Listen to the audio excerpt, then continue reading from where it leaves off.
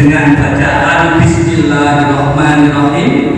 Rembuk Supate Desa Jerowangi, Kecamatan Kandangan, Kabupaten Kediri, hari ini saya nyatakan dibuka. Ini mau sampun disampaikan oleh Bapak Ketua BPD apa inti dari acara yang mau kita laksanakan ini.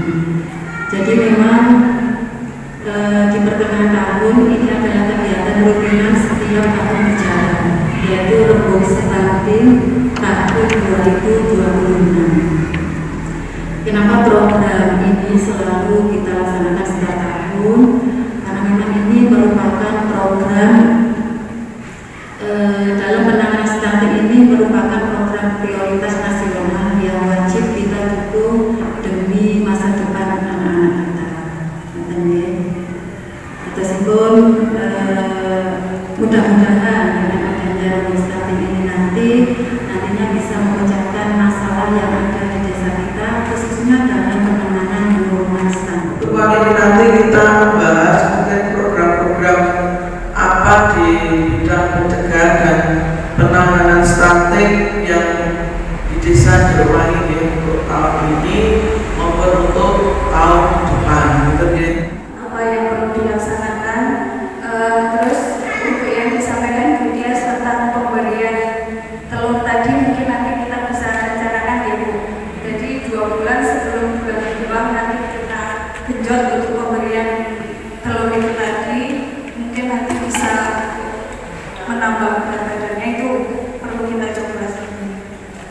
Oke. Terus selanjutnya yang tidak kalah pentingnya itu adalah imunisasi Bu. Ini ada pesan juga dari Dinas Kesehatan terutama bagian imunisasi untuk mengaktifkan kembali peran serta ibu balita dalam pencatatan status imunisasi di BMR My Village My Home. Untuk peran desa dalam Rembuk Stunting ini ada di mana? Selain ada di perencanaan, yaitu ada di layanan dan juga di sasaran.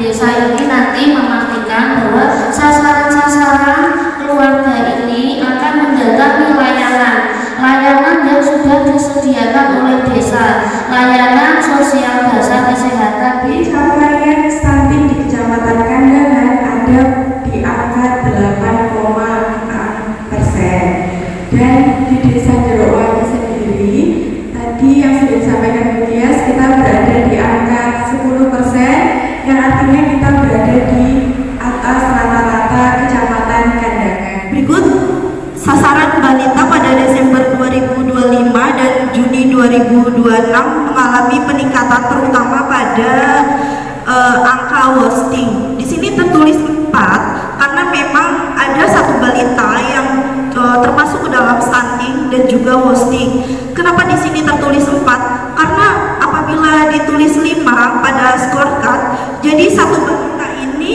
apabila ditulis stunting dan juga wasting maka akan terhitung 2 balita. Jadi sedangkan di pelayanan hanya terhitung 1, sehingga mempengaruhi angka konvergensi stunting, sehingga hanya ditulis 4 saja pada wasting, seperti itu. Jadi agar tidak double data karena termasuk stunting dan juga wasting. Kemudian pada sasaran ibu hamil di bulan Juni 2026 terdapat ibu dengan kekurangan energi kronis, yaitu terdapat 2 ibu hamil dan termasuk ke dalam risiko tinggi yaitu 1 ibu. Tetapi pada bulan Juli 2026 ini hanya tersisa ibu hamil dan tidak termasuk ke dalam resti maupun kek. Kemudian untuk sasaran remaja putri mengalami peningkatan dari Desember 2025 dan Juni 2026. Pada Juni 2026 yaitu terdapat 165 remaja putri dan tidak termasuk ke dalam kategori rentan. Dikategorikan rentan di sini apabila mengalami anemia, seperti itu. Kemudian pada sasaran calon pengantin pada Juni 2026 terdapat 7 pengantin. Jadi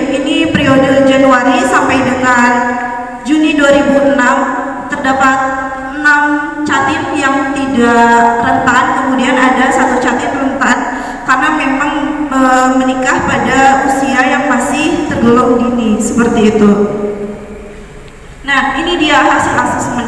Jadi beberapa hari sebelum diadakan kegiatan rembuk stunting ini, kami mengadakan asesmen terhadap asesmen berupa penyebaran kuesioner, di mana di dalam kuesioner itu berisi pertanyaan-pertanyaan yang mencakup aspek apa saja yang diduga berkaitan dengan status gizi balita. Jadi terima kasih kepada Ibu Kader kemarin sudah membantu proses asesmen ini. Jadi pada aspek riwayat kehamilan dan kelahiran, kami merecall kembali aspek riwayat kehamilan dan kelahiran ini. Jadi ada ibu anemia pada saat hamil yaitu 2 orang, kemudian bayi dengan BBLR 2 orang, dan seluruhnya anak dengan stunting dan wasting ini lahir cukup bulan. Kemudian pada aspek riwayat pemenuhan nutrisi, memang hampir seluruh anak dengan stunting dan wasting ini mengalami GTM atau picky eater, jadi menolak untuk makan dan pilih-pilih dalam jenis makanannya, seperti itu. Ini terdapat 12 anak, jadi hampir seluruhnya dari jumlah keseluruhan 13 anak.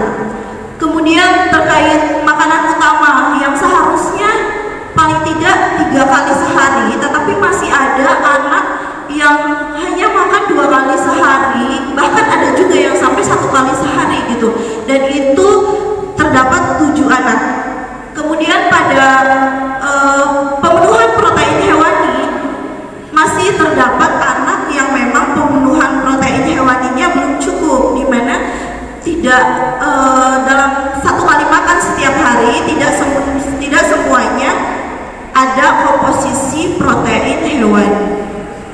Dan kemudian riwayat penyakit hanya 3 anak yang mengalami ISPA berulang di 3 bulan terakhir. Kemudian dalam pemanfaatan PMT, memang seluruh anak yang dikaji tidak menghabiskan 1 porsi yang diprogramkan. Jadi hanya menghabiskan setengah porsi untuk 4 anak, kemudian 3/4 porsi hanya 5 anak.